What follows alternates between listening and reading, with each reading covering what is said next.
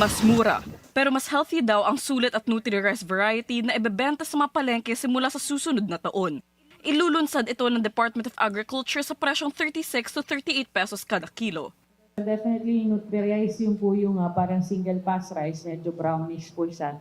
Pero ngayon, kinakain po namin ito sa opisina, mas healthy nga po ito dahil yung medyo brown, yung yung husk niya meron pa, so maganda po ito, low in glycemic index ito. And at the same time po yung sulit rice, yung medyo mas broken talaga siya. Dadagdagan din ng DA ang mga kadiwa kiosk sa ilang pamilihan sa Metro Manila para sa 40 pesos lang per kilo na bigas.